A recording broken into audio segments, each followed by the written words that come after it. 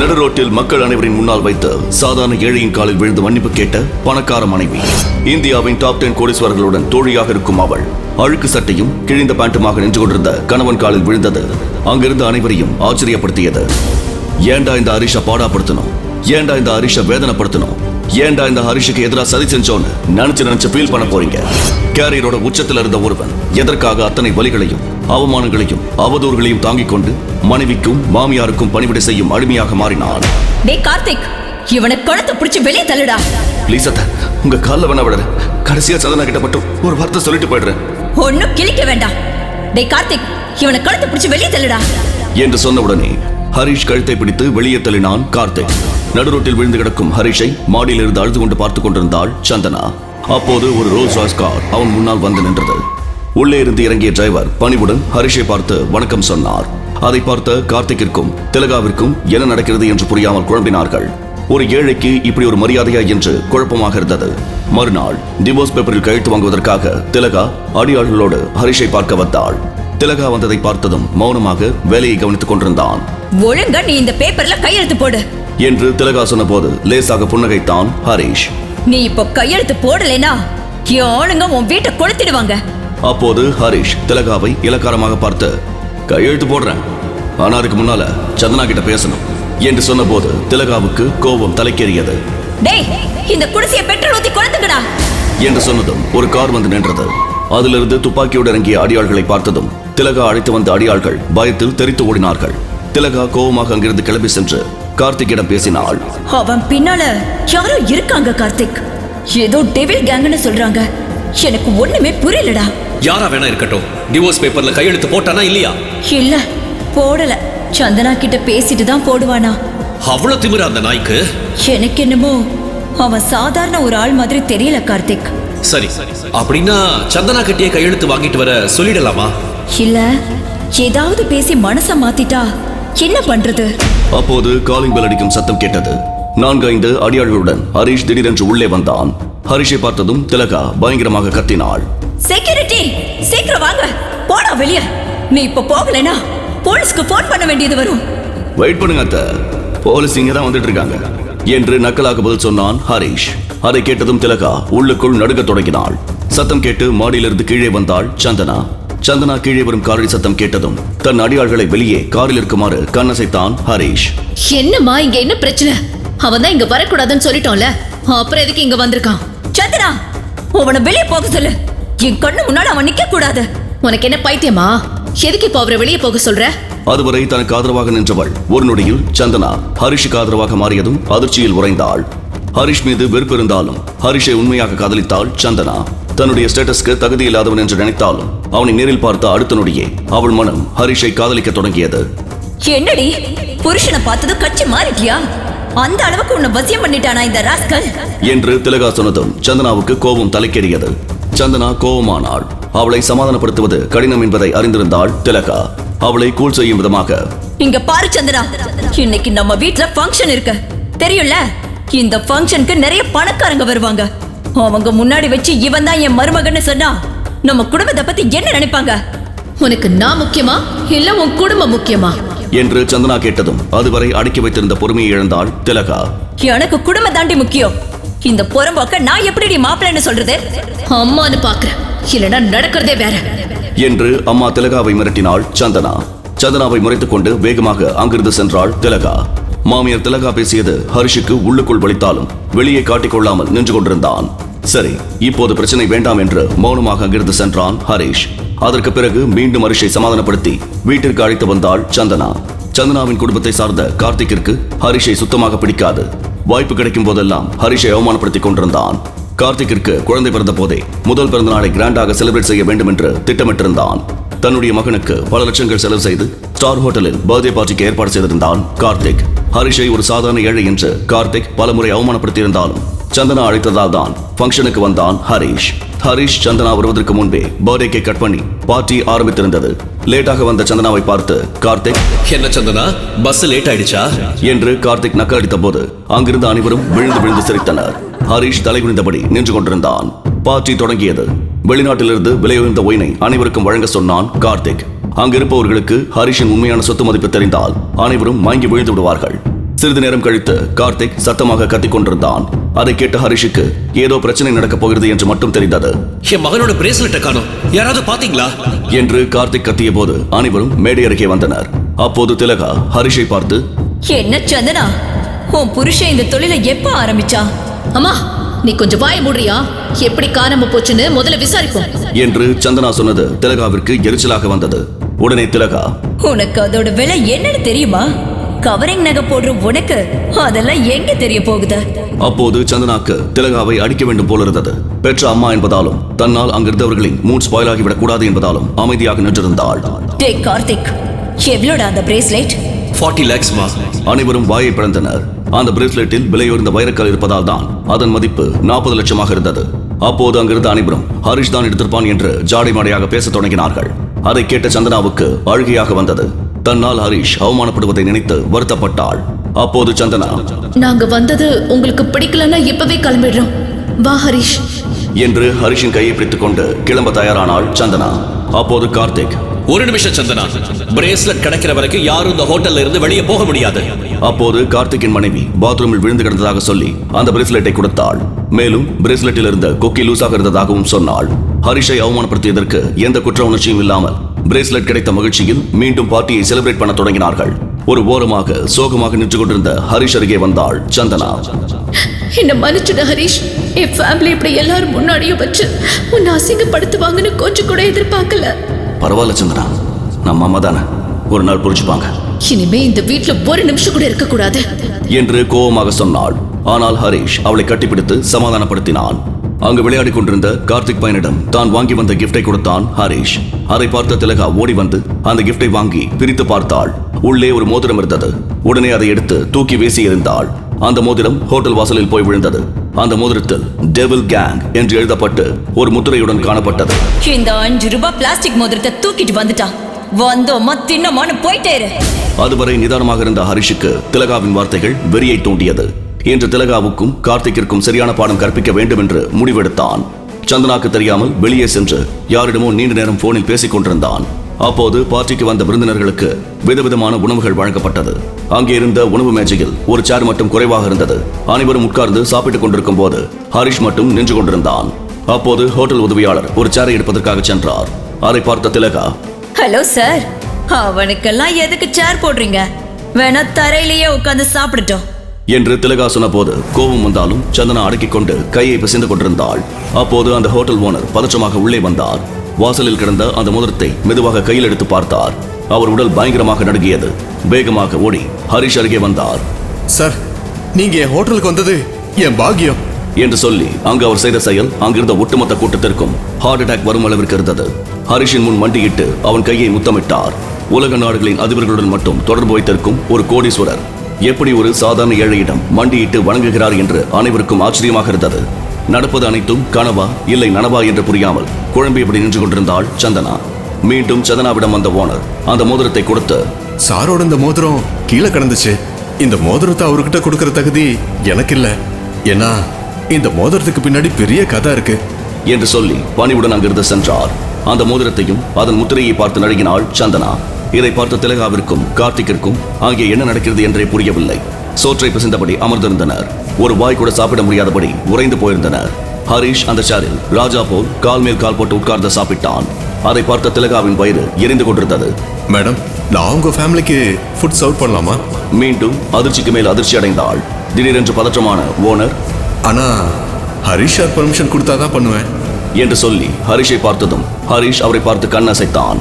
தன் hotel பணியாட்களை தள்ளி நிற்க வைத்துவிட்டு ஒட்டுமொத்த சந்தனா குடும்பத்திற்கும் அவரே உணவு பரிமாற தொடங்கினார்.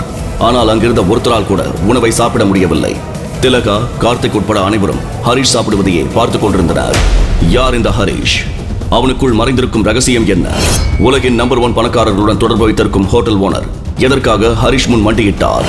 சக்சஸ், நீங்க ஜெயிச்சிட்டீங்க சார். போனை காதில் வைத்திருந்த ஹரிஷுக்கு தான் கேட்டதை நம்ப முடியாமல் ஒரு கணம் மூச்சு முட்டியது.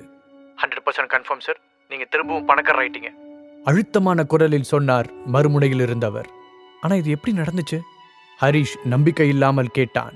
கொஞ்சம் வருஷத்துக்கு முன்னாடி பென்குயின் கம்பெனில நீங்க பண்ணியிருந்த இன்வெஸ்ட்மெண்ட் இன்னைக்கு பல மடங்கு இன்க்ரீஸ் ஆயிருக்கு. இப்போ உங்க ஃபேமிலியோட மொத்த சொத்து மதிப்பை விட உங்க கிட்ட இருக்கிற பணத்தோட அளவு அதிகம். இந்த மாதிரி கரெக்டா டெசிஷன் எடுத்து ஒரு புத்திசாலித்தனமான இன்வெஸ்ட்மெண்ட்டை நீங்க பண்ணதை நினைச்சு உங்க தாத்தா ரொம்ப பெருமைப்படுவார்னு நினைக்கிறேன் என்று ஆப்போசிட் சைடில் இருந்த அந்த பேங்க் மேனேஜர் கூறினார். அதை கேட்டு உதட்டை அழுந்த கடித்த ஹரிஷ், எனக்கு அப்படி தோணல. 2 வருஷத்துக்கு முன்னாடி இதே இன்வெஸ்ட்மெண்ட்னால எல்லாத்தையும் நான் இழந்தப்போ என்னோட தாத்தா என்னை வீட்டை விட்டு வெளியே போக சொன்னதான் உங்களுக்கே தெரியுமே என்றார். சார், நடந்தது எல்லாமே நல்லதுக்கு தான். இதுதான் ஸ்டாக் மார்க்கெட்ல இருக்கிற ஒரே ஒரு நல்ல விஷயம். சொல்லப்போனா இது ரோலர் கோஸ்டர் மாதிரி தான். நாம பொறுமையா காத்திருந்தா நாம இழந்ததை விட ரொம்பவே அதிகமா அடையலாம். ஏன் திடீர்னு ஒரே நைட்ல பெரிய சாம்ராஜ்யத்துக்கே நீங்க கிங் ஆகலாம். அவனை சமாதானப்படுத்துவது போல கூறினார் மேனேஜர். அறையில் தனியாக அமர்ந்திருந்த ஹரிஷ் சுற்றுமுற்றும் பார்த்துவிட்டு, இந்த நியூஸ் எங்க ஃபேமிலிக்கு தெரியுமா என்று கேட்டார். இன்னும் இல்ல, ஆனா இது தெரிஞ்ச உங்க தாத்தா உங்களை ரொம்ப சந்தோஷமா வெல்கம் பண்ணுவார். அது மட்டும் எனக்கு கன்ஃபார்மா தெரியும். இப்போதைக்கு அபிஷியலா நம்ம ஸ்டேட்டோட பெரிய பணக்காரரே நீங்க தான். அந்த மேனேஜர் கூற மெதுவாக சிரித்த ஹரிஷ், அதை பத்தி அப்புறம் பார்க்கலாம். சரி, இப்போ என்கிட்ட மொத்தமா எவ்வளவு பணம் இருக்கு என்று ஆர்வத்துடன் கேட்டான்.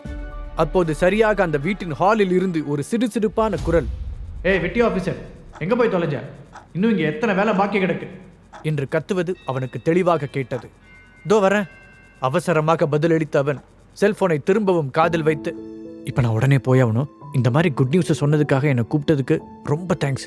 அப்புறம் நீங்க இன்னும் எனக்கு ஒரே ஒரு ஹெல்ப் மட்டும் பண்ணணும் என்று கிசுகிசுப்பான குரலில் கேட்டான். Of course sir, please give me orders. எந்த ஹெல்ப்பா இருந்தாலும் கண்டிப்பா செய்றேன். மேனேஜர் உறுதியளித்தார். ப்ளீஸ் இந்த விஷயத்தை பத்தி இன்னும் கொஞ்ச நாளைக்கு யார்கிட்டயும் சொல்லாதீங்க. இப்போதைக்கு நான் இதை சீக்கிரட்டா வச்சுக்கணும்னு நினைக்கிறேன். ஹரிஷ் சொல்ல, ஓகே சார், ஷியோர், எனக்கு புரியுது என்றார் மேனேஜர். நீண்ட நாட்களுக்கு பிறகு ஒரு கான்பிடென்டான சிரிப்புடன் போனை வைத்துவிட்டு எழுந்த ஹரிஷ் தனது ஹேண்ட் டவலை எடுத்து முகத்தை துடைத்துக் கொண்டு நேராக கிச்சனுக்கு சென்றான். கிச்சனில் சிங்கின் முன் நின்று கைகளை கழுவிக் கொண்டிருந்த அவனுடைய மாமியார் திலகாவின் முகம் இறுகி போய் பார்க்கவே கொடூரமாயிருந்தது. ஹரிஷ் உள்ளே வரும் சத்தத்தை கேட்டு திரும்பி பார்த்த திலகா, பரவாயில்லையே, ஒரு வழியா வந்து சேர்ந்துட்ட, என்ன இங்க கிடக்கிற பாத்திரமெல்லாம் அதுவா கழுவிக்குமா என்று கோபமாக கேட்டார். முகத்தில் கஷ்டப்பட்டு ஒரு சிரிப்பை கொண்டு வந்த ஹரிஷ், சாரி, கொஞ்ச நேரத்துக்கு முன்னாடி பாத்திரம் கழுவும் போது என் மேல தண்ணி சிந்திருச்சு, அதான் ட்ரெஸ் மாத்திட்டு வரலான்னு ரூமுக்கு போனேன். வேகமா மாத்திட்டு வந்து மிச்ச பாத்திரத்தையும் கழுவிடலான்னு நினைச்சேன் என்று கூறினான். ஓ, அந்த எண்ணம் உனக்கு இருந்தா சந்தோஷம்தான். 2 வருஷமா எங்க வீட்டில் ஒரு பே பண்ணாத கெஸ்டா தான் வாழ்ந்துட்டு இருக்க. அட்லீஸ்ட் இதையாவது நீ செய்யலாம். அதனால் ஒன்று நீ குறைஞ்சு போயிட மாட்ட. அவனை ஏளனமாக பார்த்து கொண்டே கிண்டலாக கூறினார் திலகா. உதடுகளை கடித்து பொங்கி வந்த உணர்ச்சிகளை கட்டுப்படுத்திய ஹரிஷ், இங்க தங்கி இருக்கிறதுக்கு நான் வாடகை கொடுக்குறேன். இந்த 2 வருஷத்துல இந்த வீட்டில் எத்தனையோ ரிப்பேர் வேலைகளை வெளியிலிருந்து ஆள் கூப்பிடாம நானே செஞ்சிருக்கேன். ஆனா இதை பத்திலாம் இப்ப பேச முடியாது. அது தேவையில்லாம சந்தனாவை ஹர்ட் பண்ற மாதிரி ஆயிடும். ஏற்கனவே அவளுக்கும் எனக்கும் கொஞ்சம் டேர்ம் சரியில்லை. இதுல அவளோட பேரண்ட்ஸ் கிட்ட நான் பிரச்சனை பண்ண ஏற்கனவே என்னை வெறுத்துட்டு இருக்கிறவங்க எங்களோட உறவை மொத்தமா அத்து விட்டுருவாங்க என்று நினைத்து கொண்டான். அதன் பிறகு தன் மாமியாரிடம் திரும்பி, ஆமாங்கத்த, நீங்க எனக்கும் சந்தனாவுக்கும் நிறையவே செய்றீங்க. அதுக்கு பதிலுக்கு என்னால் செய்ய முடிஞ்சது இந்த மாதிரி வீட்டு வேலையில ஹெல்ப் பண்றது தான். இதோ இப்பவே நான் அதை செஞ்சு முடிச்சிடுறேன். உங்களுக்கு வேற ஏதாவது ஹெல்ப் தேவைப்பட்டதுனாலும் என்கிட்ட சொல்லுங்க, நான் செய்கிறேன் என்று முடிந்தவரை பணிவாக கூறினான். முடிஞ்சா நீ கொஞ்சம் பணம் சம்பாதிக்கலாம். எங்க சந்தனாவை கல்யாணம் பண்ண எத்தனை பேர் கியூல நின்னாங்கன்னு உனக்கே தெரியும். ஆனா என்ன காரணமோ தெரியல, அவ ஒன்ன சூஸ் பண்ணிட்டா என்று திலகா சொல்ல, கொஞ்ச நேரத்துக்கு முன்பாக தான் பேசிய போன் காலை பற்றி நினைத்தான் ஹரிஷ். கண்டிப்பாத்த, அவ மேல நான் வச்சிருக்கிற அன்பை நிரூபிக்கிறதுக்காகவே நான் ஒரு வேலைக்கு போக போறேன்.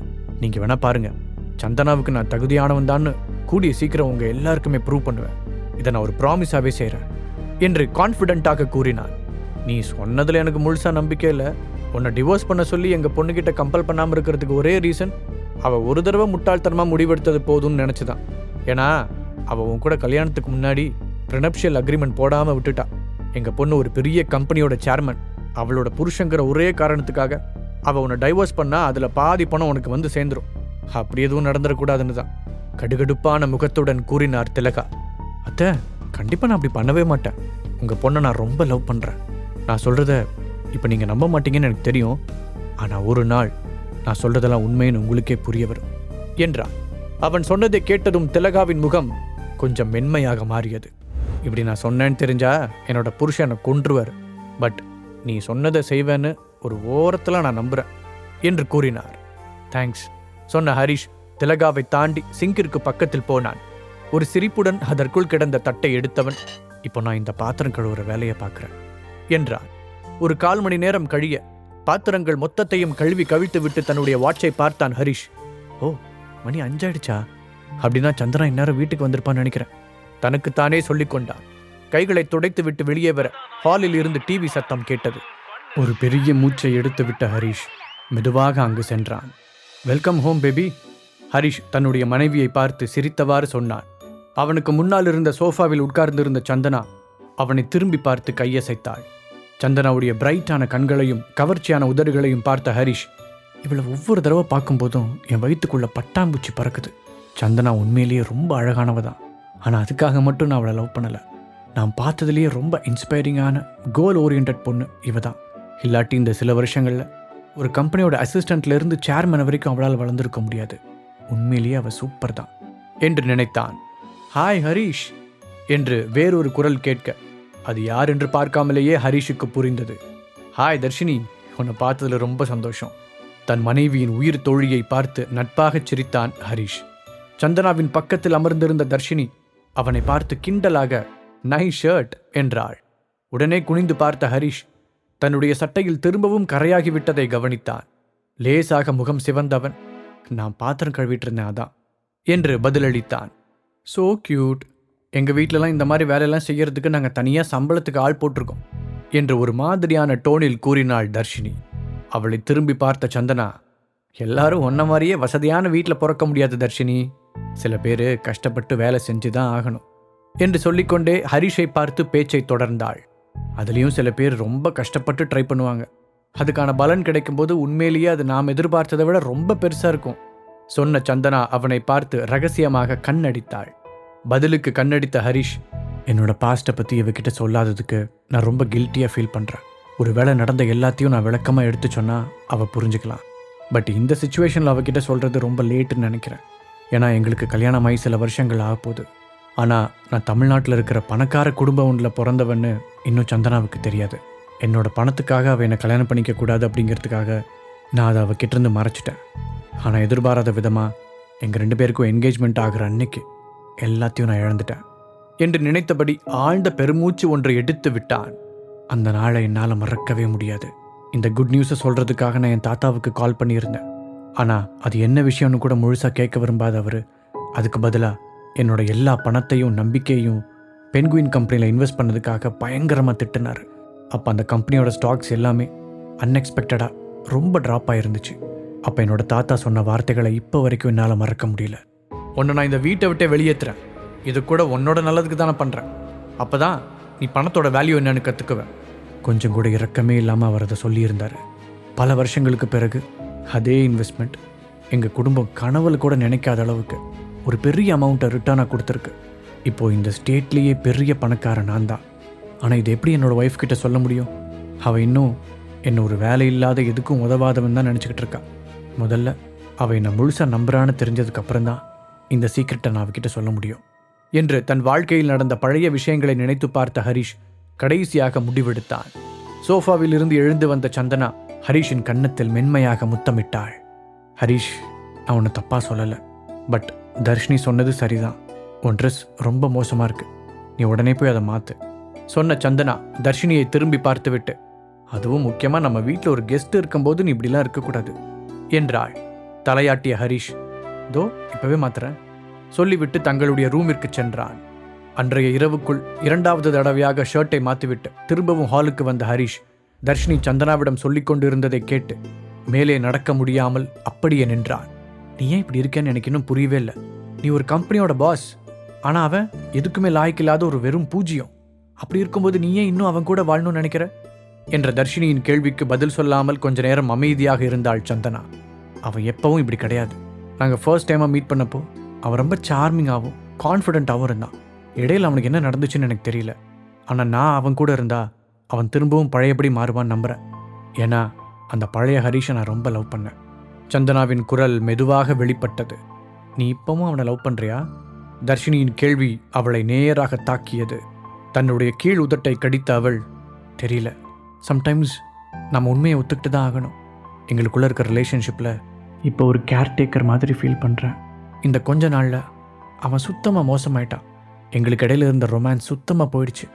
இதை பற்றி நான் அவன்கிட்ட டைரெக்டாக பேசினா எங்கள் உறவில் முன்னை விட அதிகமாக விரிசல் விழுந்துருமோன்னு பயமாக இருக்குது. நான் அவனை லவ் பண்ணுறேன். ஆனால் இதுக்கு மேலேயும் நான் அவனை இதே மாதிரி லவ் பண்ணுவேனான்னு தெரியல. சந்தனா சொல்லி முடிக்க தர்ஷினி தலையசைத்தாள். சந்தனா, நீ ரொம்ப அழகானவ, நல்லவ, எல்லாத்தையும் விட ஒரு சூப்பரான பிஸ்னஸ் விமன். உனக்கு கண்டிப்பாக இதை விட பெஸ்ட்டாக ஒருத்தன் கிடைப்பான். நீ ஏன் டிவோர்ஸ் பண்ணுறதை பற்றி யோசிக்கக்கூடாது? ஒருத்தர் மேலே இருக்கிற பரிதாபத்தால் நம்ம அவங்க கூட சேர்ந்து வாழணும்னு அவசியம் இல்லை. தர்ஷினி அட்வைஸ் செய்தாள். நான் அவன் மேலே பரிதாபப்படலை, அவன் பழைய மாதிரி மாறணும்னு ஆசைப்படுறேன். உண்மையை சொல்லணுன்னா இப்போ நான் இதை பற்றி பேச விரும்பலை. நான் என்னோட முழு நாளையும் சின்சியராக ஒர்க் பண்ணுறதுக்காக ஆஃபீஸில் செலவு பண்ணுறேன். அட்லீஸ்ட் வீட்லேயாவது அதெல்லாம் கொஞ்சம் தள்ளி வச்சுட்டு நிம்மதியாக இருக்கணும்னு நினைக்கிறேன். சந்தனா சொல்லவும் தர்ஷினி அவளுடைய தோளில் ஆறுதலாக தட்டி கொடுத்தாள். சரி, இதுக்கு மேலே நான் இதை பற்றி பேசலை. ஆனால் உன் வேலையில் என்னாச்சு? நீ எப்போ கூட இன்றைக்கி ரொம்ப ப்ரெஷரில் இருக்கிற மாதிரி தெரியுது. தர்ஷினி அக்கறையாக கேட்டாள். எங்கள் கம்பெனிக்கு போன மாதம் ஒரு கான்ட்ராக்ட் கிடச்சிது. அதில் டேட்டாவை கால்குலேட் பண்ணுறதுல ஒரு பெரிய தப்பு நடந்துருச்சு. எங்களுடைய ப்ராடக்ட் அவங்களுக்கு திருப்தியாக இல்லை. ஸோ 7 கோடி ரூபா நஷ்டஈடாக கொடுக்கணும்னு சொல்லியிருக்காங்க.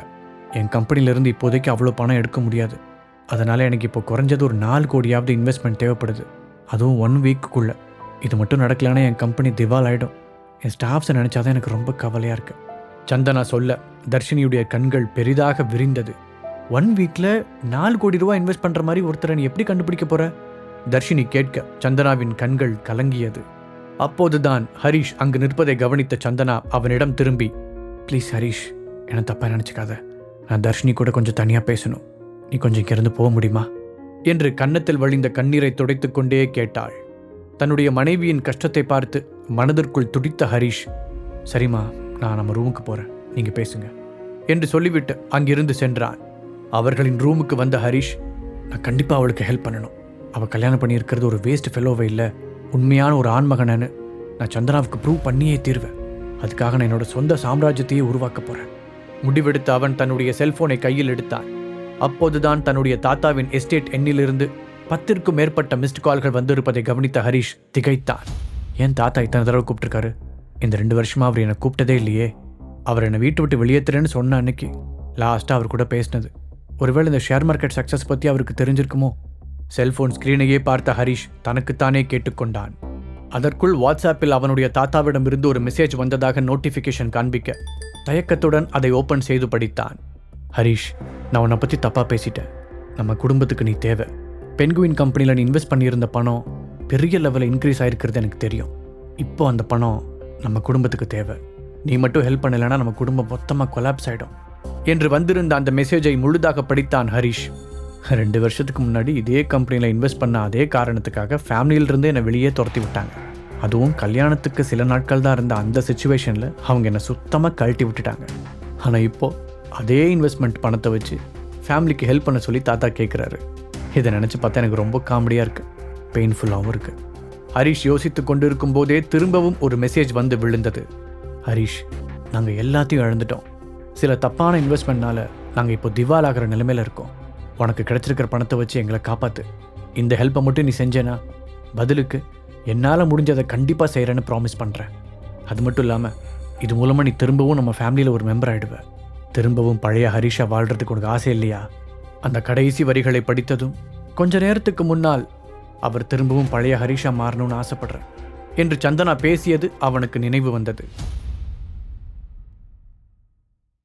அமைதியாக யோசித்த ஹரிஷ், நான் நாளைக்கு உங்களை வந்து மீட் பண்ணுறேன். அப்புறம் தாத்தா, நாம் இதை பற்றி நிறைய பேச வேண்டியிருக்கு என்று பதில் மெசேஜ் அனுப்பினான். என்னோட தாத்தா ஃபேமிலியிலிருந்து என்னை விரட்டி அடித்தப்போ என்னோட கையில் எதுவுமே இல்லை. எல்லாத்தையுமே இழந்த வேதனையை சமாளிக்கிறதுக்கு நான் எந்த உணர்வுமே இல்லாமல் மறத்து போக வேண்டியிருந்துச்சு. இதில் சோகம் என்னென்னா, அது சந்தனாவோட நடந்த என்னோட கல்யாண வாழ்க்கையையும் என்னோட கரியரையும் சேர்த்து பாதிச்சது. ஆனால் இப்போது பென்குயினில் நான் பண்ண இன்வெஸ்ட்மெண்ட் பல மடங்காக இன்க்ரீஸ் ஆகிருக்குன்னு தெரிஞ்ச உடனேயே எல்லாம் தலைகீழாக மாறப்போகுது. நான் திரும்பவும் பழைய மாதிரி ஆக போகிறேன். அதுக்கு முன்னாடி உண்மையிலேயே நான் எவ்வளோ பெரிய பணக்காரங்கிறத தெரிஞ்சுக்கணும்ல. யோசித்த ஹரிஷ் தன்னுடைய பர்ஸை எடுத்து ஒரு பிளாக் கார்டை தேடி எடுத்தான். அவன் கடைசியாக அந்த கார்டை தொட்டு 2 வருடங்களுக்கு மேல் ஆகியிருந்தது. ஹரிஷிடம் இந்த கார்டு இருக்கும் விஷயம் அவனோட ஒய்ஃப் சந்தனாவுக்கு கூட தெரியாது. ஒரு வழியாக கண்டுபிடிச்சிட்டேன் சொன்ன ஹரிஷ் அந்த கார்டை திருப்பி அதன் பின்புறத்தில் இருந்த விஐபி எண்ணை டயல் செய்தான். Hello mister Harish, black card private VIP customer சேவைக்கு உங்களை வெல்கம் பண்ணுறோம். உங்களுக்கு என்ன உதவி தேவைப்படுதுன்னு தெரிஞ்சுக்கலாமா? ஒரு ஸ்வீட்டான குரல் அவனுக்கு பதில் அளித்தது. ஹலோ, என்னோட அக்கௌண்ட்டில் எவ்வளோ பேலன்ஸ் இருக்குன்னு தெரிஞ்சுக்க விரும்புகிறேன் கேட்ட ஹரிஷின் குரலில் ஒரு எக்ஸைட்மெண்ட் தெரிந்தது. Of course, 1 minute please. பதில் சொன்ன கஸ்டமர் சர்வீஸ் குரல் அதன் பிறகு சிறிது நேரம் அமைதியாக இருந்தது. ஹலோ மிஸ்டர் ஹரிஷ், நீங்கள் இன்னும் லைனில் இருக்கீங்களா? திடீரென்று அந்த பக்கம் குரல் ஒலிக்க, நான் லைனில் தான் இருக்கேன், நீங்கள் கொஞ்சம் என்னோட பேலன்ஸை செக் பண்ணி சொல்ல முடியுமா என்று மறுபடியும் கேட்டான் ஹரிஷ். மிஸ்டர் ஹரிஷ், என்னை மன்னிச்சிடுங்க. அன்ஃபார்ச்சுனேட்லி ஃபோன் மூலமாக கவுண்ட் பண்ண முடியாத அளவுக்கு உங்களோட அக்கௌண்ட்டில் இருக்கிற அமௌண்ட் பெருசாக இருக்குது.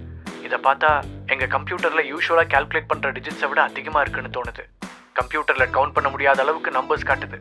ஸோ உங்களோட கரெக்டான பேலன்ஸ் என்னன்னு தெரிஞ்சுக்க நீங்கள் நேரில் வந்து எங்கள் விஐபி ஆஃபீஸில் இருக்கிற ஒருத்தரை சந்திக்கணும். இது உங்களுக்கு ஓகேவா இருக்குமா? அந்த கஸ்டமர் கேர் பெண் சொன்னதை கேட்ட ஹரிஷுக்கு ஒரு நிமிடம் என்ன ரியாக்ட் செய்வதென்றே தெரியவில்லை. அவனுக்கு புறைக்கேறி இருமியபடி, எக்ஸ்கியூஸ் மீ, என்னோட பேலன்ஸில் உங்கள் கம்ப்யூட்டர் ஹேண்டில் பண்ணுறதை விட அதிகமான டிஜிட்ஸ் இருக்குன்னு சொல்கிறீங்க? அவன் நம்ப முடியாமல் கேட்டான். எஸ், ஆனால் இப்படி கூட நடக்கும்னு எனக்கு இப்போ தான் தெரியும். நான் இங்கே கிட்டத்தட்ட 10 வருஷத்துக்கு மேலே ஒர்க் பண்ணுறேன். ஃபர்ஸ்ட் டைம் இப்படி நடந்து பார்க்குறேன். மிஸ்டர் ஹரிஷ், என்னோட கெஸ்ஸிங் சரியாக இருந்தா நீங்கள் தான் இந்த ஸ்டேட்டோட பெரிய பணக்காரர்னு நினைக்கிறேன், அந்த பெண் ஆச்சரியத்துடன் கூறினாள். போனை கட் செய்த பிறகு எக்ஸைட்மெண்ட் தாங்க முடியாமல் யாஹூ என்று கத்தினான் ஹரிஷ். அதே நேரத்தில் ரூம் கதவின் அந்த பக்கத்தில் இருந்து தர்ஷினியின் குரல் கேட்டது. சந்தனா, இதை கேட்டியா? உன்னோட ஹஸ்பண்டு பேங்க்ல இருக்கிற அக்கௌண்ட் பேலன்ஸை செக் பண்றார், நினைக்கவே சிரிப்பா இருக்கு என்று கிண்டலாக கூறினாள். அதை கேட்டு திருதிருவென்று முழித்த ஹரிஷ் கதவை திறந்து கொண்டு சந்தனாவிடம் ஓடினான். சாரி, கொஞ்ச நேரத்துக்கு முன்னாடி நான் ஒட்டு கேட்கணும்னு நினைக்கல, ஆனால் உன்னோட கம்பெனிக்கு 4 கோடி ரூபா தேவைப்படுது, இல்லாட்டி திவால் ஆயிடும்னு நீ சொன்னதை நான் கேட்டேன். இந்த ப்ராப்ளத்தை சால்வ் பண்ண என்னால் முடியும் என்று சந்தனாவிடம் ஹரிஷ் சொன்னதை கேட்டு தர்ஷினி வெடித்து சிரித்தாள். எது, நீ சந்தனாவுக்கு ஹெல்ப் பண்ண போறியா? ஹரிஷ், உனக்கு பைத்தியம் பிடிச்சிருக்குன்னு நினைக்கிறேன். அவளுக்கு தேவைப்படுறது 4 கோடி 4000 ரூபாய் இல்லை. நீ ஏன் இந்த 2 வருஷமா உன்னோட ஒய்ஃப் தயவில் தான் வாழ்ற? இதில் ஏதோ ஹீரோ மாதிரி உன்னை காட்டிக்க நினச்சி அவளுக்கு தேவையில்லாமல் பொய்யா ப்ராமிஸ் பண்ணுறேன். உன்னால் இவ்வளோ பணத்தை கொடுக்க முடியாதுன்னு எங்கள் எல்லாருக்குமே தெரியும். அப்புறம் ஏன் இப்படி காமெடி பண்ணிட்டு இருக்க? தர்ஷினி நக்கலாக கேட்டாள். ஓ, அப்போ நீங்கள் என்ன நம்பலையா? ஒரு அடி பின்னால் நகர்ந்த ஹரிஷ் திரும்பி தர்ஷினியையும் சந்தனாவையும் பார்த்தான். தர்ஷினி, இந்த மொமெண்ட்டை நல்லா ஞாபகம் வச்சுக்கோ. நான் அன்னைக்கே சொன்னல அப்படின்னு வந்து உன்கிட்ட சொல்லுவேன். அப்போ உன் முகத்தை எங்கே கொண்டு போய் வச்சுக்குவேன்னு பார்க்குறேன் என்று ஒரு சிரிப்புடன் கூற அவர்கள் இருவரையும் உரைத்த சந்தனா, என் கம்பெனி திவால் ஆக போகிறத பற்றி நீங்கள் 2 பேரும் பேசி சிரிக்கிறது எனக்கு சுத்தமாக பிடிக்கல. இது உங்கள் 2 பேர்த்துக்கு இடையில இருக்கிற போட்டி கிடையாது. இதில் நிறைய பேரோட வாழ்க்கை அடங்கியிருக்கு. என் கம்பெனியில் வேலை செய்கிறவங்களோட லைஃப்பை சேவ் பண்ணுறது என்னோட கடமை. ஹரிஷ், நீ 4 கோடி ரூபா கொடுக்குற மாதிரி இருந்தால் எனக்கு சந்தோஷந்தான். ஆனால் நமக்கு கல்யாணமான நாளில் இருந்து எந்த வேலையிலையுமே நீ நிரந்தரமாக இருந்ததில்லை. ஸோ உன்னால் அவ்வளோ பணத்தை கொடுக்க முடியாதுன்னு நம்ம 2 பேருக்குமே நல்லாவே தெரியும். அப்புறம் தர்ஷினி, உன்னை எனக்கு ரொம்ப பிடிக்கும். பட் இப்போ ஒன்னாலையும் எனக்கு உதவ முடியாது. இப்போ நான் தூங்க போகணும். நாளைக்கு எனக்கு ரொம்ப டஃப்பான நாளாக இருக்க போகுது. ஸோ நான் இப்போ ரெஸ்ட் எடுக்கணும்னு நினைக்கிறேன். பொங்கி வந்த கண்ணீரை கஷ்டப்பட்டு கண்ட்ரோல் செய்து கொண்ட சந்தனா அவர்களுக்கு குட் நைட் சொல்லக்கூட மனமில்லாமல் ரூமிற்கு சென்றாள். சந்தனா சொன்னதும் சரி என்று பதில் சொன்ன ஹரிஷ் அங்கிருந்து அமைதியாக சென்றான்.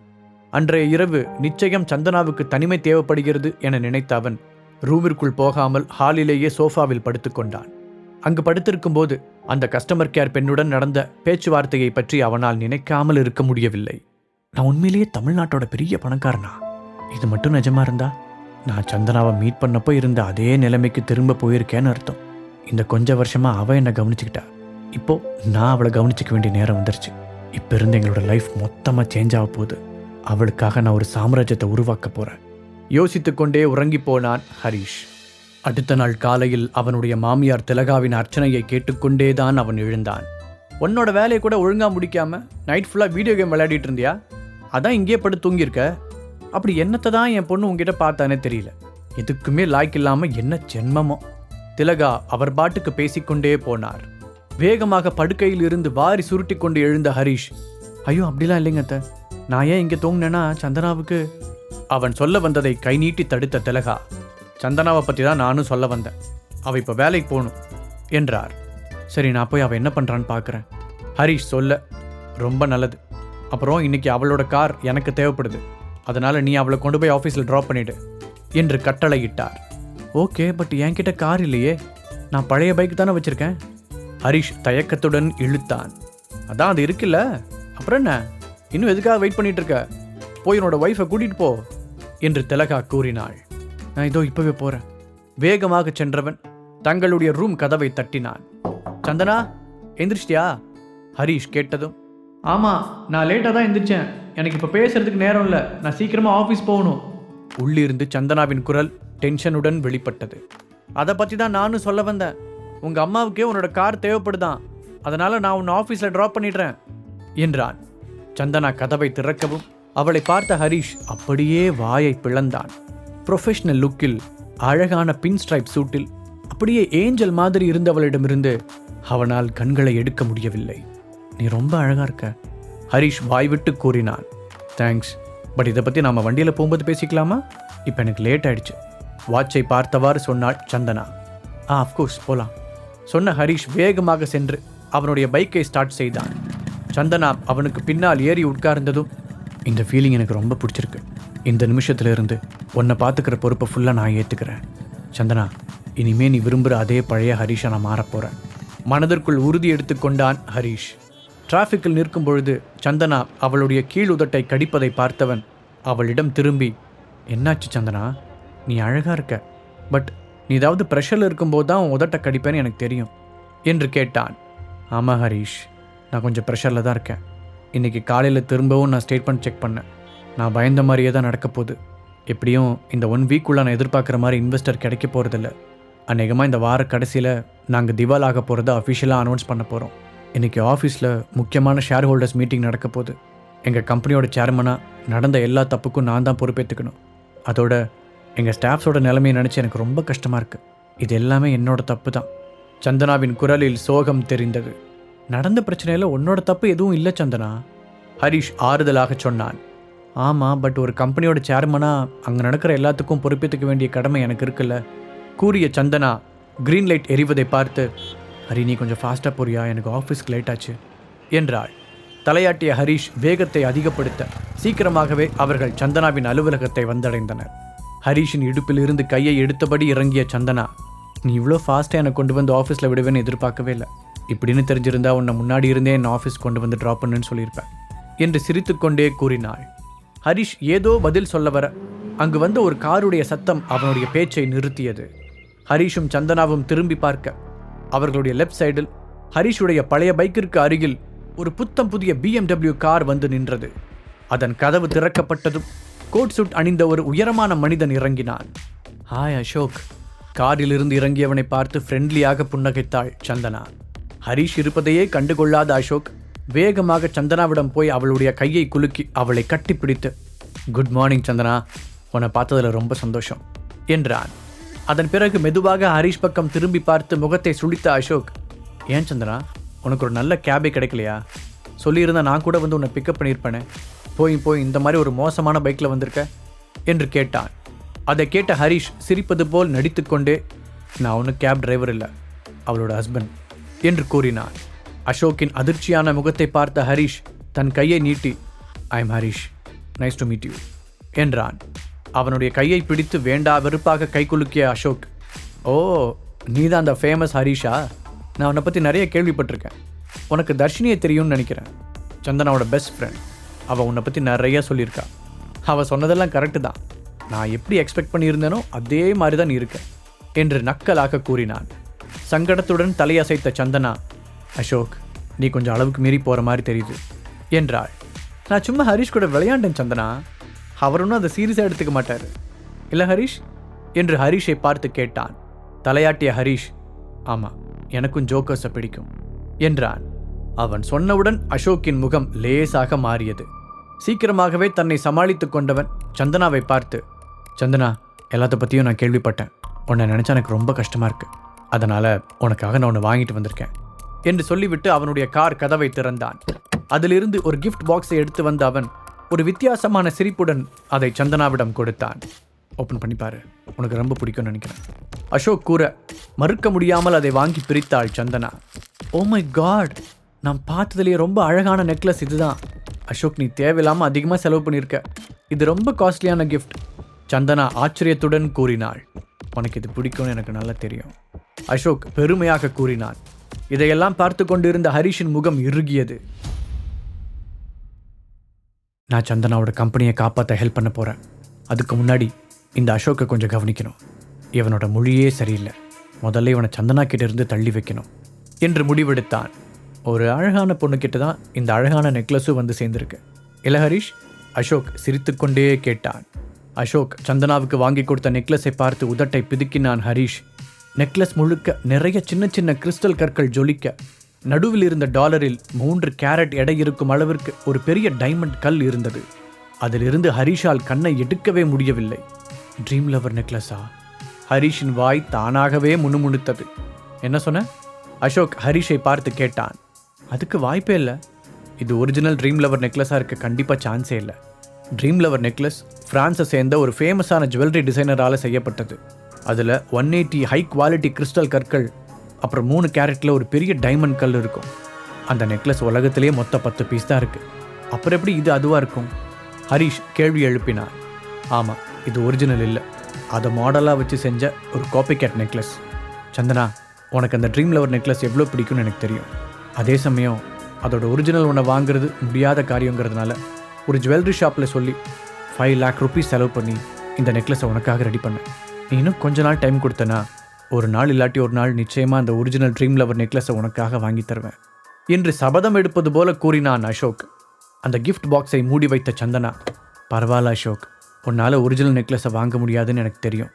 என்ன இருந்தாலும் உலகத்தில் 10 பேர்கிட்ட மட்டும்தான் அந்த ட்ரீம் லவர் நெக்லஸ் இருக்கும்.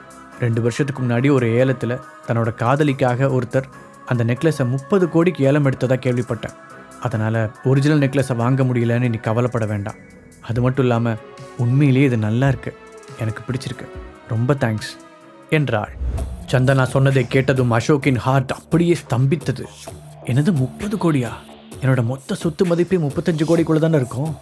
கன்ஃபார்மாக என்னால் அதை இவளுக்கு வாங்கித்தரவே முடியாது மனதிற்குள் நினைத்த அசோக், அந்த ட்ரீம் லவர் நெக்லஸ் உண்மையிலேயே ரொம்ப காஸ்ட்லி போல என்று கூறிவிட்டு கஷ்டப்பட்டு சிரித்து வைத்தான். அதற்குள் சந்தனாவிடம் வந்த ஹரிஷ், சந்தனா, அந்த நெக்லஸை கொடு, நான் கொண்டு போய் அதை வீட்டில் வைக்கிறேன். உன்னோட ஹஸ்பண்டாக என்னால் செய்ய முடிஞ்ச ஹெல்ப் அதுதான் என்று கேட்க சந்தனாவும் சந்தோஷமாக, ரொம்ப தேங்க்ஸ் ஹரிஷ் என்று சந்தனா நெக்லஸை நீட்ட ஹரிஷ் அந்த நெக்லஸை வாங்க கை நீட்டினான். ஆனால் அது அவனுடைய கையிலிருந்து நழுவி கீழே விழுந்தது. அதை பார்த்து ஷாக்கான மாதிரி ஹரிஷ் நடிக்க அசோக்கின் முகம் கோபத்தில் சிவந்தது. ஹரிஷ், வேறும்னே தானே நீ அதை கீழே போட்ட? அது சந்தனாவுக்காக நான் கஷ்டப்பட்டு வாங்கினது, ஏன் இப்படி பண்ண என்று அசோக் கத்தினான். அதே நேரத்தில் அவர்களை சுற்றி சந்தனாவுடைய ஆஃபீஸ் ஸ்டாஃப்ஸ் நிறைய பேர் நிற்பதை ஹரிஷ் கவனித்தான். அப்போது ஒரு பெண் இன்னொரு பெண்ணிடம், சந்தனா மேடம் ஏன் இப்படி ஒருத்தனை கல்யாணம் பண்ணாங்கன்னு தெரியல, கண்டிப்பாக அவங்களோட ரேஞ்சுக்கு இவனை விட பெட்டராக ஒருத்தர் அவங்களுக்கு கிடைச்சிருப்பாங்க என்று கிசுகிசுப்பான குரலில் கூறினாள். அது சந்தனாவிற்கும் கேட்டது. இது கண்டிப்பாக ஒரு ஆக்சிடென்ட் தான்னு நம்புகிறேன். ஹரி, நீ ஒன்றும் இதை வேணும்னு செய்யலையே சந்தனா ஹரிஷிடம் கேட்டாள். பதிலுக்கு ஹரிஷும் கோபத்துடன், இப்படி நடந்ததுக்காக கண்டிப்பாக நான் சாரி கேட்க மாட்டேன். சந்தனா, நீ ஒரிஜினல் நெக்லஸுக்கே தகுதியானவ, அந்த அசோக் கொடுக்குற டூப்ளிகேட் நெக்லஸ் எல்லாம் உனக்கு வேண்டாம் என்றான். அங்கே இருந்த ஸ்டாஃப்ஸ் எல்லோரும் ஒருத்தருக்கு ஒருத்தர் கிசுகிசுப்பாக பேசி சிரிப்பதை பார்த்த சந்தனா ஹரிஷுக்கு பக்கத்தில் சென்று, ஹரி ப்ளீஸ், நீ அசோக் கிட்ட சாரி கேளு. இது என்னோட ஆஃபீஸ் பில்டிங், அதோட இன்னைக்கு நான் நிறைய விஷயங்களை சந்திக்க வேண்டியிருக்கு. அதனால் இது ஆக்சிடெண்ட்டாகவே இருந்தாலும் அசோக் கிட்ட ஃபார்மாலிட்டிக்கு ஒரு சாரி கேட்டுரு. என்னோட ஒர்க் பிளேஸில் இந்த மாதிரி ட்ராமாலாம் நடக்கிறத நான் விரும்பலை, அதுவும் முக்கியமாக இந்த டஃப் டைமில் என்று கூறினாள். அவளிடம் மெதுவாக தலையாட்டிய ஹரிஷ் அசோக்கிடம் திரும்பி, என்னோட ஒய்ஃபுக்காக நீங்கள் வாங்கி கொடுத்த அந்த நெக்லஸை நான் கீழே போட்டதுக்கு சாரி என்று ஒரு போலியான மரியாதையுடன் கூறினார்.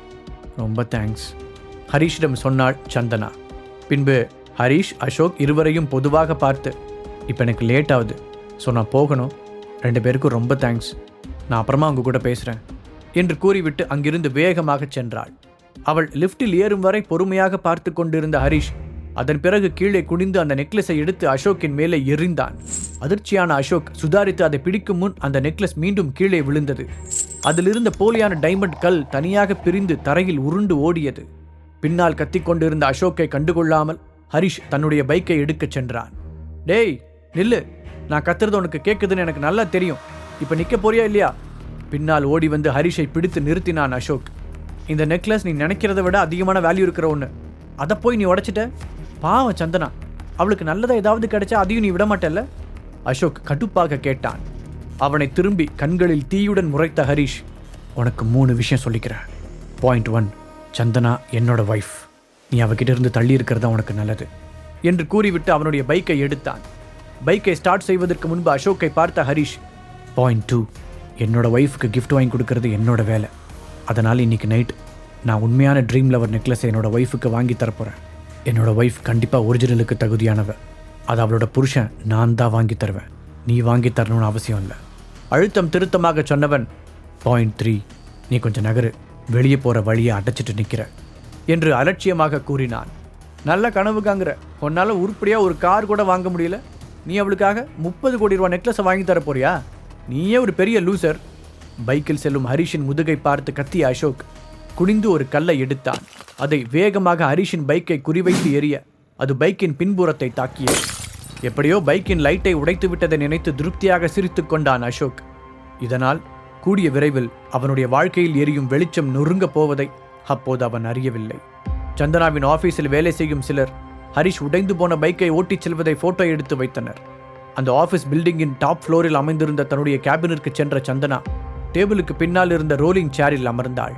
அவள் ஜன்னலுக்கு வெளியே விரித்து பார்த்தபோது அவளுடைய கண்கள் கோபத்தால் சிவந்திருந்தது. இன்னைக்கு எனக்கு முக்கியமான நாள்னு ஹரிஷுக்கு தெரியும். இருந்தாலும் அசோக் கூட சண்டை போட்டுட்டு இருக்கான். அசோக் எப்பவுமே கொஞ்சம் ஓவராக தான் போவான்னு எனக்கு தெரியும். அவனோட கேரக்டரே அப்படித்தான். அதுவும் இல்லாமல் ஒரு இன்வெஸ்டர் கூட்டிட்டு வரேன்னு அசோக் ப்ராமிஸ் பண்ணியிருந்தான். இப்போதைக்கு அவனோட ஹெல்ப்பை என்னால் மறுக்க முடியாது. கம்பெனியை காப்பாற்ற கண்டிப்பாக அவனோட உதவி தேவை. இப்போ ஹரிஷ் வேற அசோக்கை ஹர்ட் பண்ணிட்டதால அசோக் அவன் சொன்ன அந்த இன்வெஸ்டரை கூட்டிட்டு வருவானானே தெரியல. அப்படி சப்போஸ் அவன் கூட்டிட்டு வரலனா அந்த 4 கோடி ரூபாய்க்கு நான் என்ன தான் பண்ண போறேன்? கவலையுடன் யோசித்தாள் சந்தனா. அப்பொழுது அவளுடைய ஃபோன் ரிங் அடிக்க ஸ்கிரீனில் ஹரிஷுடைய பெயர் தெரிந்தது. எடுத்து ஆன் செய்தவள் கீழுதட்டை கடித்துக்கொண்டே, இப்போ உங்கூட பேச எனக்கு விருப்பம் இல்லை ஹரிஷ் என்று கூறினாள். சந்தனா, கொஞ்ச நேரத்துக்கு முன்னாடி நடந்ததுக்கு சாரி. நீ எவ்வளோ ஸ்ட்ரெஸ்டாக இருக்கேன்னு எனக்கு தெரியும். நான் தேவையில்லாமல் அந்த அசோக்கை பார்த்து அப்படி டென்ஷனாக இருக்கக்கூடாதான். சொல்லப்போனால் அவன்லாம் எனக்கு ஒரு ஆளே இல்லை என்றான் ஹரிஷ். ஆனால் அவன் தான் என்னோட கம்பெனியை காப்பாற்றுறதுக்கு இருக்கிற கடைசி வாய்ப்பு. சண்முக ராஜேஸ்வரங்கிற ஒரு பெரிய பணக்காரரை நம்ம கம்பெனியில் இன்வெஸ்ட் பண்ண கூட்டிகிட்டு வரதா அசோக் சொன்னான். அவங்கள பற்றி நீ கேள்விப்பட்டிருக்கியான்னு கூட எனக்கு தெரியல. அவங்க நம்ம ஸ்டேட்லேயே பெரிய பணக்கார பிஸ்னஸ் ஃபேமிலியில் ஒரு ஃபேமிலி. அவங்க நினைச்சா கண்டிப்பாக இந்த கம்பெனியை காப்பாற்ற முடியும் என்றாள். அதை கேட்டு ஹரிஷ் தனக்குள் சிரித்து கொண்டான். இவ்வளோ நாள் என் கூட இருந்தும் என் பேருக்கு பின்னாடி என்ன பேர் இருக்குன்னு நீ கவனிக்கல. அப்படியே கவனிச்சிருந்தாலும் ரெண்டையும் ஒன்றா கனெக்ட் பண்ணி பார்த்துருக்க மாட்டேன். ஏதோ கோயின்சிடென்ட்னு நினச்சிருப்ப. ஆனால் சந்தனா, நீ ஒரு விஷயத்தை கரெக்டாக சொன்ன. என்னதான் ராஜேஸ்வர் குடும்பம் திவாலாக போகிறதா இருந்தாலும் அந்த குடும்பத்தில் ஒருத்தன் தான் இன்றைக்கி இந்த ஸ்டேட்டோட நம்பர் 1 பணக்காரன். அவன் தான் இன்றைக்கி அவளோட கம்பெனியை காப்பாற்ற போகிறான். அந்த ஒருத்தன் நான் தான்னு உன்கிட்ட இப்போ உண்மையை சொல்ல முடியாது. நான் என்னோட ஒரிஜினல் பேக்ரவுண்டை பற்றி ரொம்ப நாளாக உன்கிட்ட போய் சொல்லிட்டேன். உன்கிட்ட எல்லா உண்மையையும் சொல்கிறதுக்கு சீக்கிரமே ஒரு சந்தர்ப்பத்தை உருவாக்கணும். இல்லாட்டி நான் உன்னை மொத்தமாக இழக்கிறதுக்கு கூட வாய்ப்பு இருக்குது மனதிற்குள் நினைத்தான் ஹரிஷ். சந்தனா, சீக்கிரமே எல்லாமே சரியாயிடும்னு நான் உனக்கு ப்ராமிஸ் பண்ணுறேன். இப்போ நீ பிஸியாக இருக்கேன்னு எனக்கு நல்லா தெரியும். ஸோ நான் உன்னை டிஸ்டர்ப் பண்ண விரும்பலை. ஆனால் நான் உங்ககிட்ட ஒன்று மட்டும் சொல்ல விரும்புகிறேன். ஐ லவ் யூ சந்தனா என்றான். சந்தனாவின் கண்களில் அவளையும் அறியாமல் கண்ணீர் வழிய, எனக்கு தெரியும் என்று பதிலளித்தாள். ஃபோனை கட் செய்த ஹரிஷ், சந்தனாவை திரும்பவும் பழைய மாதிரியே என்னை லவ் பண்ண வைக்க போகிறேன். இது கண்டிப்பாக அவளோட தப்பு இல்லை, என்னோட தப்பு தான். எல்லாத்தையும் இழந்துட்டோங்கிற கவலையில் நான் என்னையே மறந்துட்டேன். ஆனால் நான் இதுக்கு மேலே அப்படி இருக்க போகிறதில்ல.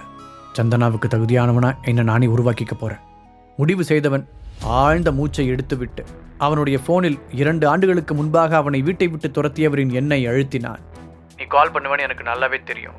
ஒரு வயதானவரின் கம்பீரமான குரல் அந்த பக்கம் கேட்டது. ஹாய் தாத்தா, சும்மா ஃபார்மாலிட்டிக்கு எதையாவது பேசி டைமை வேஸ்ட் பண்ண வேண்டாம். ராஜேஸ்வரன் ஃபேமிலியோட பிரச்சனையை தீர்க்க என்கிட்ட இருக்கிற பணத்தை வச்சு ஹெல்ப் பண்ண முடியும்னு சொல்கிறதுக்காக தான் நான் கூப்பிட்டேன். ஆனால் அதுக்கு முன்னாடி என்கிட்ட 2 கண்டிஷன்ஸ் இருக்குது. ஃபர்ஸ்ட், இன்றைக்கி நைட் 6 மணிக்கு முன்னாடி நீங்கள் எனக்கு ஒரு ட்ரீம் லவர் நெக்லஸை வாங்கி தரணும். 2வது கண்டிஷன், நான் சொல்கிற அசோக்னு ஒருத்தனோட பிஸ்னஸை தெரியாமல் அழிக்கணும் என்றான். தாத்தாவுடன் பேசிவிட்டு ஃபோனை வைத்த ஹரிஷ், இனி இங்கே எல்லாமே தலைகீழாக மாறப்போகுது. இப்போ தான் என்னோட ஆட்டத்தை ஆரம்பிச்சிருக்கேன், இனிதான் இருக்கு வேடிக்கையே என்று தனக்குள் நினைத்து கொண்டான். அப்போது சந்தனாவிடமிருந்து அவனுக்கு ஒரு மெசேஜ் வந்தது. அதில், கொஞ்ச நேரத்துக்கு முன்னாடி நான் உங்ககிட்ட அப்படி பேசினதுக்காக சாரி. சீக்கிரமே நமக்குள்ளே எல்லாமே பழைய மாதிரி ஆகணும்னு ஆசைப்பட்றேன். அதுக்கு முன்னாடி இன்றைக்கி நைட் எங்கள் ஃபேமிலியோட கெட் டுகெதர் இருக்கிறத உனக்கு ஞாபகப்படுத்தலான்னு தான் மெசேஜ் பண்ணேன். அந்த பார்ட்டிக்கு போட்டுட்டு வர ஏதாவது நல்லதாக ஒரு ட்ரெஸ் எடுத்துக்க முடியுமா? என்னோடய ஃபேமிலி பற்றி உனக்கே நல்லா தெரியும். ஏற்கனவே என் வேலையை பற்றி வேற அவங்கக்கிட்ட இருந்து நிறைய ப்ரெஷர். அவங்கக்கிட்ட நீ ஒரு நல்ல இம்ப்ரெஷன் ஏற்படுத்தினேன்னா அது எனக்கு ரொம்ப ஹெல்ப்ஃபுல்லாக இருக்கும் என்று இருந்தது. அதை பார்த்து சிரித்த ஹரிஷ், கண்டிப்பாக உனக்காக நான் என்ன வேணால் செய்வேன். நீ வேணா பாரு, ப்ராமிஸா இன்னைக்கு நீயும் உன் ஃபேமிலியும் பெருமைப்படுற மாதிரி தான் நான் நடந்துக்க போகிறேன். லவ் யூ என்று பதில் மெசேஜ் டைப் செய்து அனுப்பினான். அவ்வளவு நேரம் தன்னுடைய பைக்கிலேயே உட்கார்ந்திருந்த ஹரிஷ் ஹெல்மெட்டை கழட்டிவிட்டு தனக்கு முன்னால் இருந்த பில்டிங்கை பார்த்தான். இந்த ஊரிலேயே மிகவும் ரிச்சான ஏரியாவில் அந்த காஸ்ட்லியான பில்டிங் இருந்தது. அதை பில்டிங் என்று சொல்வதை விட பேலஸ் என்று கூறுவது பொருத்தமாக இருக்கும். சில நிமிடங்களுக்கு பிறகு ஹரிஷ் அந்த பேலஸின் உள்ளே தன் தாத்தா பயன்படுத்தும் அறையில் அமர்ந்திருந்தான். ஹரிஷ் அவனுக்கு ஆப்போசிட் சைடில் நின்றிருந்த ஹரிஷின் சித்தப்பா ஆனந்த், உன் தாத்தாவால் இங்கே வர முடியல, அதனால் அவருக்கு பதிலாக என்ன அனுப்பி வச்சிருக்காரு என்று அவனிடம் சொல்லிக் கொண்டிருந்தார். அப்படியே முன்னால் வந்து அவர் ஹரிஷை அணைக்க அவன் அசையாமல் அப்படியே உட்கார்ந்திருந்தான். உன்னை பார்த்ததுல ரொம்ப சந்தோஷம் ஹரிஷ். இந்த கொஞ்ச வருஷத்துல நீ ஆளே மாறி போன மாதிரி இருக்க. இந்த ஃப்ரீடமான லைஃபை நீ நல்லா என்ஜாய் பண்ணியிருப்ப போல என்று ஆனந்த் கூற அவரை ஒரு ஷார்ப்பான பார்வை பார்த்த ஹரிஷ், ஓ, என்னை வீட்டை விட்டு துரத்தி அனுப்புனது இப்போ ஃப்ரீடமான லைஃப் ஆயிடுச்சா என்று கிண்டலாக கேட்டான். ஹரிஷ், நான் அந்த அர்த்தத்தில் சொல்லலை. அப்புறம் அன்னைக்கு அப்படி நடக்கும்னு நானும் எதிர்பார்க்கல. அது அவர் தொடர்ந்து ஏதோ சொல்ல போக குறுக்கிட்ட ஹரிஷ், சித்தப்பா, நான் பாஸ்ட்டை பற்றி ஆர்கியூ பண்ணுறதுக்காக இங்கே வரல. ஸோ டேரெக்டாக பாயிண்ட்டுக்கு வருவோமா? ராஜேஸ்வரன் குடும்பத்துக்கு எவ்வளோ பணம் தேவை என்றான். அவர்களின் ஃபேமிலி பிஸ்னஸை பொறுப்பெடுத்து நடத்தும் ஆனந்த், அது ஒன்றும் ரொம்ப பெரிய அமௌண்ட் இல்லை என்று இழுத்தார். அதை கேட்டு புருவங்களை உயர்த்தி ஆச்சரியமாக பார்த்த ஹரிஷ், பெரிய அமௌண்ட் இல்லைனா நீங்கள் என்ன தேடி வரணும்னு அவசியம் இல்லையே. சரி, உங்களோட டிக்ஷனரியில் அந்த சின்ன அமௌண்ட் எவ்வளோனாவது சொல்லுங்கள் என்று கேட்டான். 8,000 கோடி தயக்கத்துடன் ஆனந்த் கூறினார். ஓ, 8,000 கோடி இப்போ பெரிய அமௌண்ட் இல்லையா? அதை விட கம்மியான அமௌண்ட்டை இன்வெஸ்ட் பண்ணதுக்காக தானே என்னை வீட்டை விட்டே துரத்துனீங்க, அது ஞாபகம் இருக்கா? சிரித்துக்கொண்டே நக்கலாக கேட்டான் ஹரிஷ். ஆமாம், நாங்கள் தான் தப்பு பண்ணிட்டோம். நாங்கள் மோசம்னு நினச்ச இன்வெஸ்ட்மெண்ட்டு தான் இன்றைக்கி எங்களை காப்பாற்றும்னு நாங்கள் எதிர்பார்க்கவே இல்லை. சரி, நீ என்ன சொல்கிற? 8,000 கோடி எங்களுக்கு கொடுத்து ஹெல்ப் பண்ண முடியுமா என்றவரை நிமிர்ந்து பார்த்தவன் இருக்கையிலிருந்து எழுந்தான். சித்தப்பா, எனக்கு கொஞ்சம் முக்கியமான வேலை ஒன்று இருக்குது, இப்போ தான் ஞாபகம் வந்துச்சு, நான் கிளம்புறேன் என்றான். அவனை கை நீட்டி தடுத்த ஆனந்த், அந்த அமௌண்ட்டை மட்டும் நீ இப்போ தரலனா ராஜேஸ்வரன் குடும்பமே அழிஞ்சு போயிடும் ஹரிஷ். ப்ளீஸ், நான் உன்னை கெஞ்சி கேட்டுக்கிறேன். உன்னால் மட்டும்தான் நம்மளோட சாம்ராஜ்யத்தை காப்பாற்ற முடியும். நீ போட்ட கண்டிஷன்ஸை முடிக்க சொல்லி நான் ஏற்கனவே என் ஆளுங்கிட்ட சொல்லிட்டேன். ஸோ இப்போ நீ இதிலிருந்து பின்வாங்க முடியாது. இதுக்காக நீ என்ன கேட்டாலும் நாங்கள் செய்ய தயாராக இருக்கோம் என்று அவசரமாக கூறினார். சிறிது நேரம் அவரை அமைதியாக பார்த்த ஹரிஷ், எனக்கும் இந்த குடும்பத்துக்கு ஹெல்ப் பண்ணக்கூடாதுன்னெலாம் எதுவும் இல்லை சித்தப்பா. ஃப்ராங்காக சொல்லணும்னா 8,000 crore ரொம்ப பெரிய அமௌண்ட். இப்போ என்கிட்ட அவ்வளோ அமௌண்ட் இருக்கிறதா எனக்கு தோணலை. அப்புறம் எப்படி அதை நான் உங்களுக்கு கொடுக்க முடியும் என்று கேட்டான். ஹரிஷ், நீ இவ்வளோ மோசமாக எங்களை பழி வாங்கணும்னு நினைக்கிற? உன்னோட ஸ்டாக்ஸோட வேல்யூவை நீ இன்னும் செக் பண்ணி பார்க்கலையா? நடிக்காத ஹரிஷ். பென்குயின் கம்பெனியில் நீ இன்வெஸ்ட் பண்ணி வாங்கின 20% ஸ்டாக்ஸோட வேல்யூ இன்றைக்கி 9,300 crores. இப்போ நம்ம பேசிகிட்டு இருக்கிற இந்த நிமிஷத்தில் கூட வேல்யூ அதிகமாகிட்டே போகுது. இந்த விஷயம் மற்றவங்களுக்கு வேணால் தெரியாமல் இருக்கலாம், எனக்கும் உங்கள் தாத்தாவுக்கும் நல்லாவே தெரியும் என்று கோபமாக பேசிய ஆனந்த் சிறிது இடைவெளி விட்டு தனது குரலை மென்மையாக்கி கொண்டார். ஹரிஷ், நீ கொஞ்சம் மனசாட்சியோட யோசிச்சுப்பார். ராஜேஸ்வரன் குடும்பத்தில் நீயும் ஒரு ஆளுங்கிறத மறந்துடாத. நம்ம ஃபேமிலியை பாதுகாக்க வேண்டிய கடமை உனக்கும் இருக்கு. அவனை கன்வின்ஸ் செய்வதற்காக ஏதேதோ சொன்னார். ஆனந்த் சொன்ன தொகையை கேட்டதும் ஹரிஷ் தன்னுடைய ஹார்ட் பீட் வெளியே கேட்பதை உணர்ந்தான். என்கிட்ட 9,000 crores இருக்கா? இன்னைக்கு காலையில் வரைக்கும் என்கிட்ட மொத்தமாக 5,000 ரூபா கூட இல்லை. ஆனால் இப்போது நான் 9,000 கோடி ரூபாய்க்கு அதிபதி. இதை வச்சு என்னால் எவ்வளோ பெரிய சாம்ராஜ்யத்தை வேணாலும் உருவாக்க முடியும் நினைத்த ஹரிஷ் அவனுடைய சித்தப்பாவை நேராக பார்த்தான். சித்தப்பா, 2 வருஷத்துக்கு முன்னாடி தாத்தா என்னை குடும்பத்திலேருந்து வெளியே போன்னு சொன்னப்போ யாருக்குமே நான் இந்த குடும்பத்தை ஆளுங்கிறது ஞாபகத்துக்கு வரலையே. அப்போ நான் மட்டும் ஏன் அதை பற்றி யோசிக்கணும் என்ற ஹரிஷின் கேள்விக்கு ஆனந்தால் பதிலளிக்க முடியவில்லை. எனக்கு இப்போ ஒரு ஒய்ஃப் இருக்கா, அது உங்களுக்கு தெரியுமா? நீங்களாம் என்னை வீட்டை விட்டு துரத்த முடிவு பண்ண அதே நாளில் தான் எனக்கு நிச்சயமாச்சு. நான் இப்போ வேற ஒரு குடும்பத்தோட மருமகன். அப்படி இருக்கும்போது ஏன் என்னோட விசுவாசத்தை அவங்கள விட்டுட்டு உங்ககிட்ட காட்டணும்? ஆவேசமாக கேட்ட ஹரிஷ், இப்போ கூட இந்த ஃபேமிலி திவாலாகிற நிலைமைக்கு போகலைன்னா நீங்களாம் என்னை பற்றி நினச்சிருக்க கூட மாட்டீங்க. இவ்வளோ நாள் நான் உயிரோடு இருக்கேனா செத்துட்டனாங்கிறத பற்றி கூட நீங்கள் யாரும் கவலைப்படலை. அப்புறம் நான் மட்டும் ஏன் உங்களுக்காக கவலைப்படணும் என்றான். சில நொடிகள் மௌனமாக இருந்த ஆனந்த், ஹரிஷ், நாங்கள் செஞ்சது பெரிய தப்பு தான். நம்ம மொத்த குடும்பத்து சார்பாகவும் நான் உங்ககிட்ட மன்னிப்பு கேட்டுக்கிறேன். இப்போ அதெல்லாம் கொஞ்சம் தள்ளி வச்சுட்டு ப்ளீஸ் நம்ம குடும்பத்துக்காக இந்த உதவியை பண்ணு.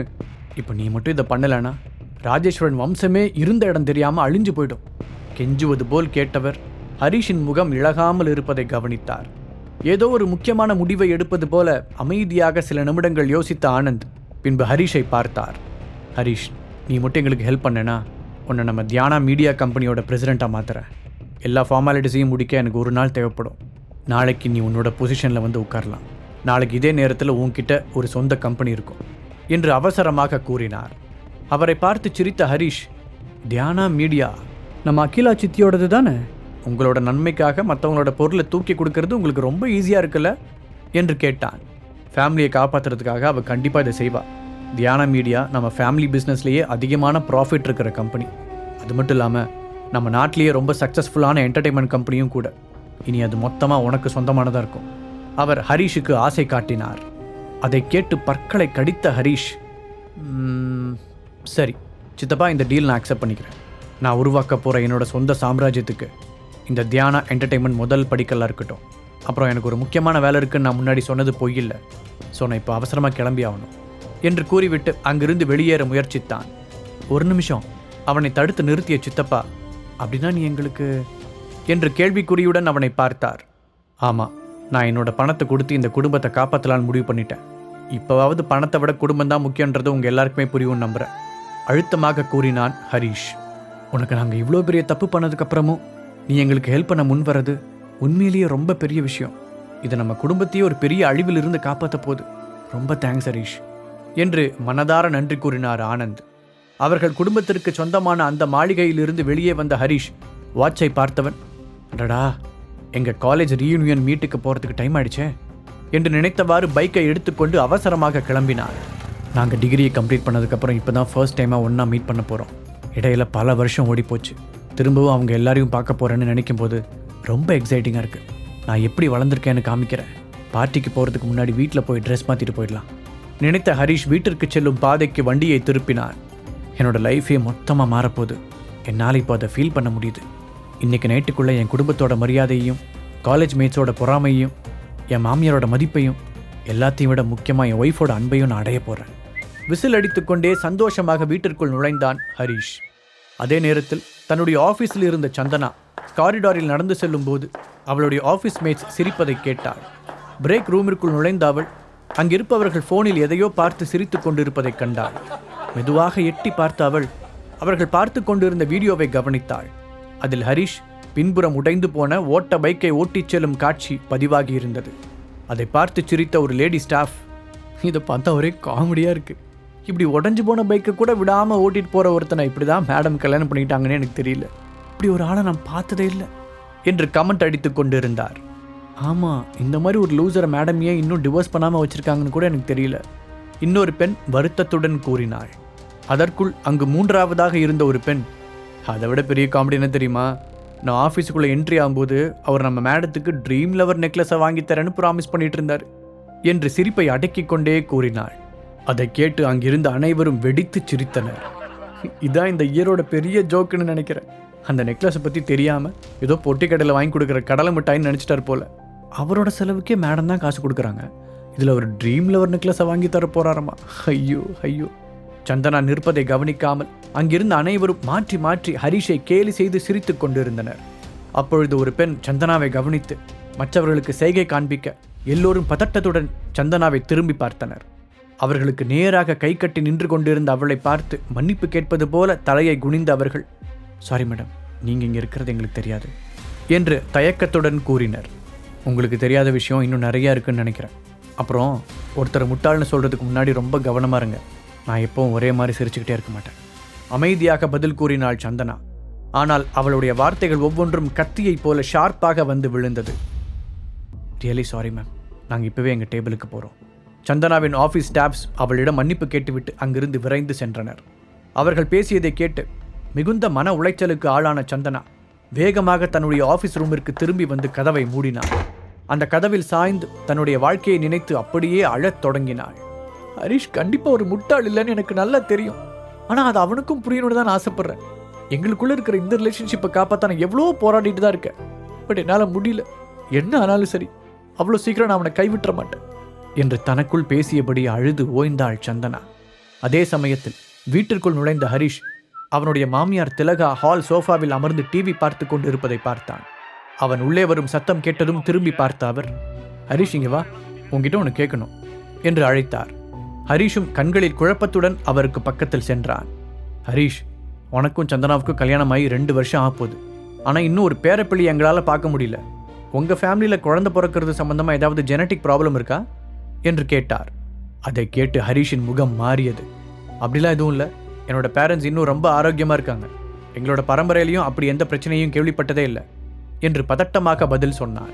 கண்களை சுருக்கி அவனை பார்த்த திலகா, அப்படியா? ஆனால் எங்களுக்கு இதுவரைக்கும் உன்னோட பேரண்ட்ஸை பற்றி பெருசாக எதுவுமே தெரியாது. அப்புறம் நீ சொல்கிறத மட்டும் வச்சு எப்படி நம்புறது?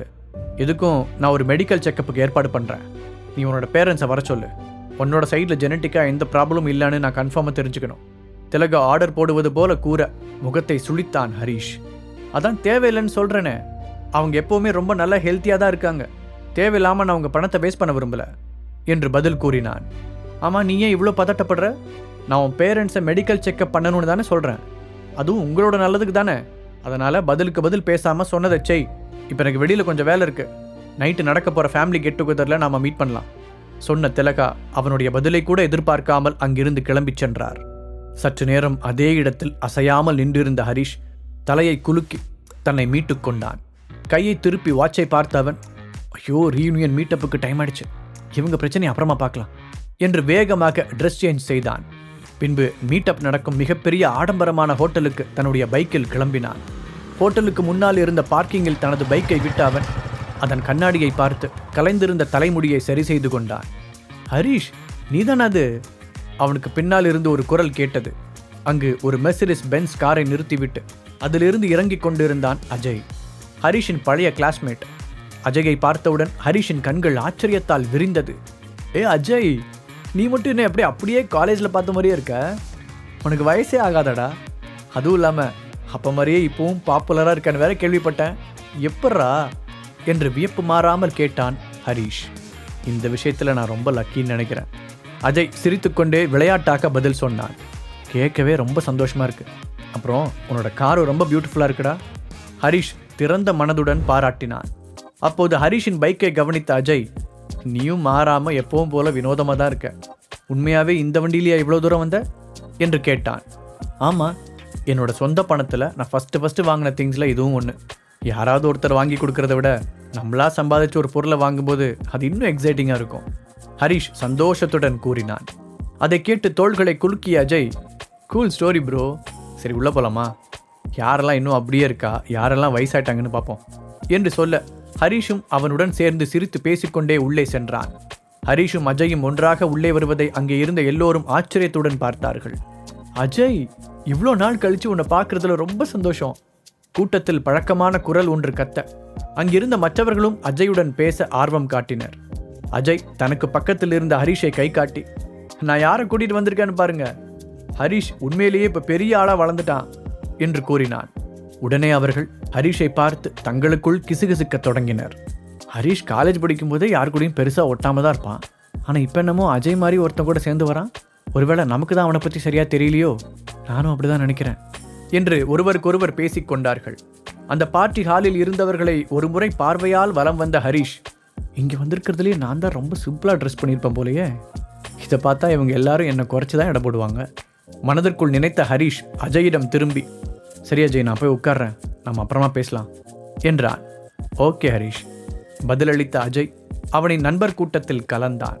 அங்கு காலியாக இருந்த ஒரு சேரில் அமர்ந்த ஹரிஷ் தன்னுடைய கிளாஸ்மேட்டுகளை சந்தோஷமாக பார்த்தான்.